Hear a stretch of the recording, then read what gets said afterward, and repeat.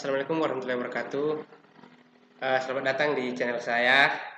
Hari ini saya akan membahas bagaimana tips dan trik dalam memilih jurusan kuliah yang paling tepat buat passion kita sendiri.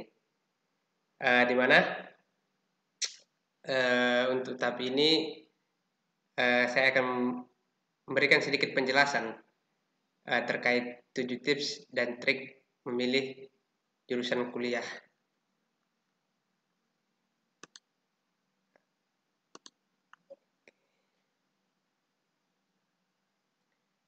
Berhubung sekarang lagi dibuka pendaftaran kuliah melalui jalur SBMPTN, mungkin banyak dari teman-teman sekalian masih bingung apa sih yang cocok buat saya gitu, apa sih yang cocok buat jurusan yang saya pilih, yang sesuai dengan kemampuan saya, passion saya. Mungkin teman-teman bingung gitu kan.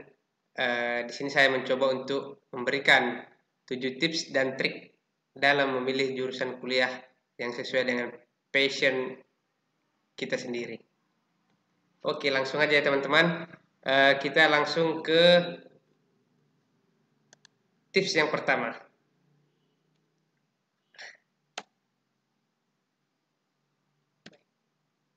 Tips yang pertama yaitu kita harus bisa memahami potensi diri kita.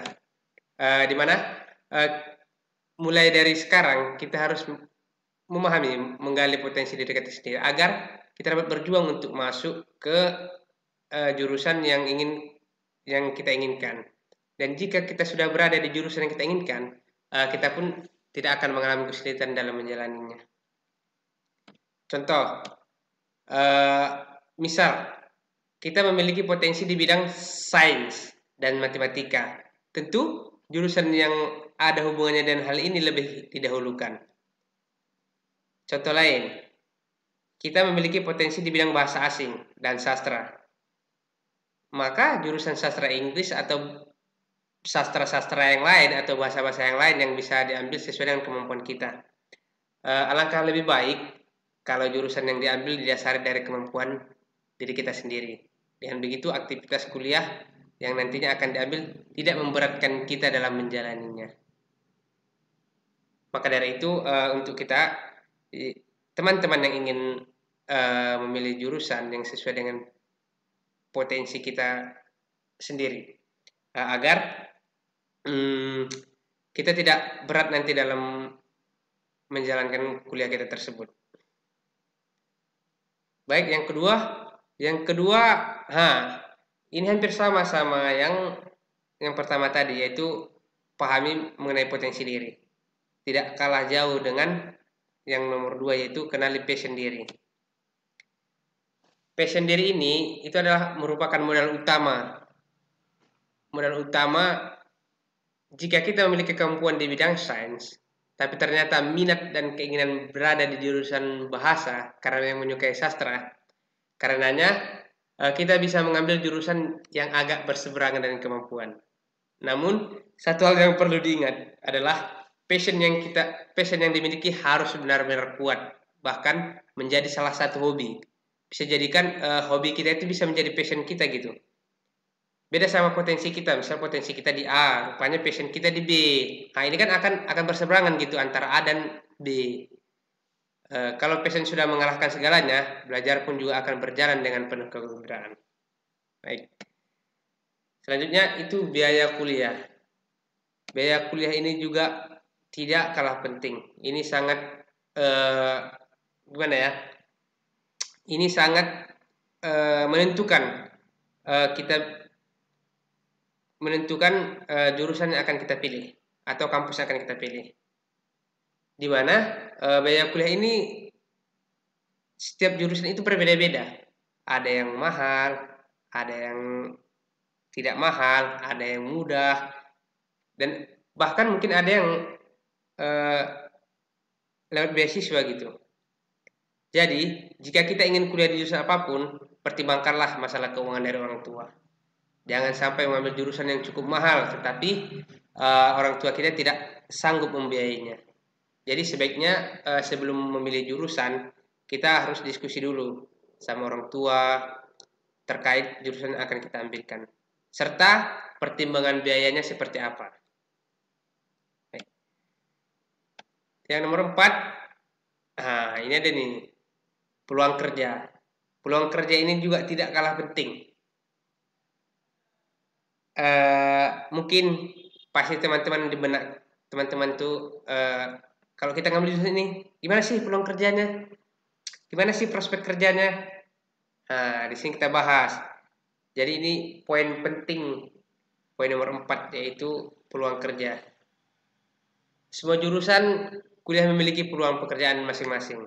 Misal, jurusan manajemen pariwisata, prospek kerjanya akan bekerja di sektor pariwisata dan perencanaannya. Kalau mengambil jurusan keperawatan, peluang pekerjaan bisa didapatkan di rumah sakit atau di klinik di seluruh dunia. Mengambil jurusan yang sekiranya memiliki peluang pekerjaan yang cukup tinggi. Percuma jika mengambil yang terlihat keren tapi peluang kerjanya sangat rendah, itu adalah hal yang sia-sia buat kita. Kita bisa melihat lulusan alumni kita dari jurusan yang kita ambil itu seperti apa gitu. Agar kita tahu jenis pekerjaan apa saja yang bisa dimasukin.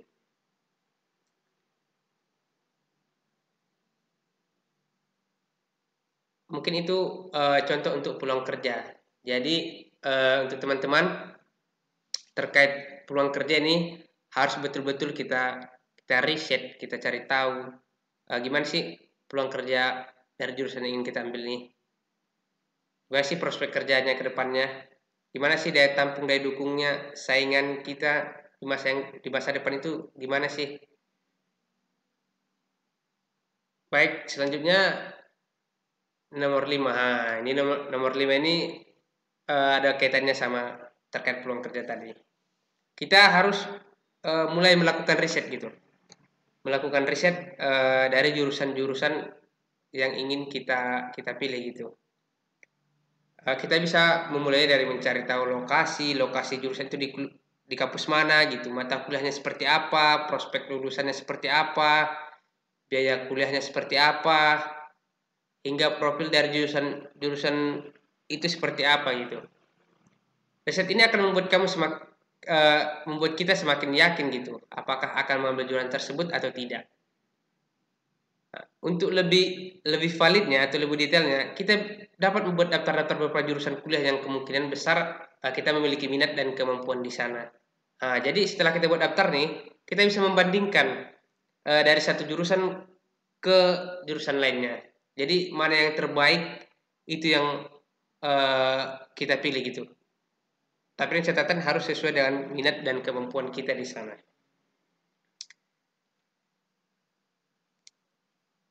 Selanjutnya, ini paling penting nih teman-teman. Seringkali kita mengalami seperti ini gitu. Misal teman satu pengen ngambil jurusan ini, terus kita ikut-ikutan gitu.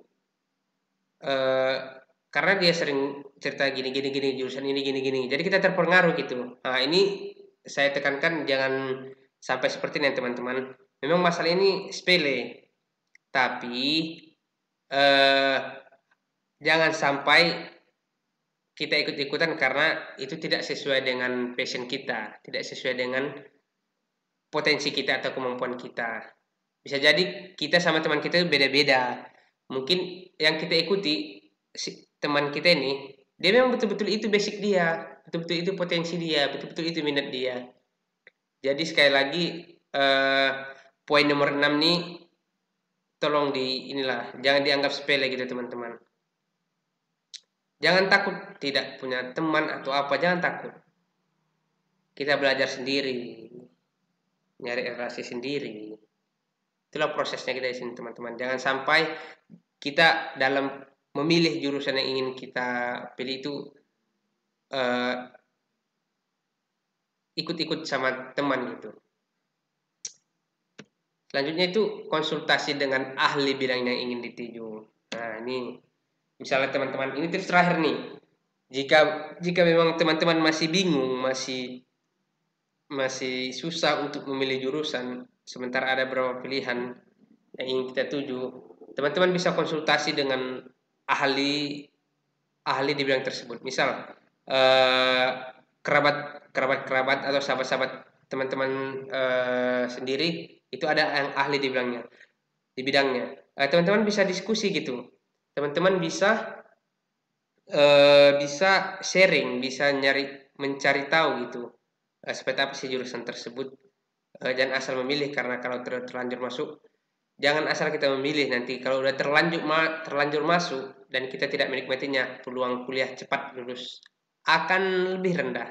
Jadi jika memang teman-teman masih masih belum pasti, atau teman-teman itu masih ragu lah, atau masih bingung, teman-teman bisa coba tips yang nomor 7 ini, yaitu konsultasi dengan ahli bidang yang ingin kita tuju, kepada kerabat, orang tua, guru-guru kita dulu, atau kakak tingkat. Itu kita bisa kita lakukan.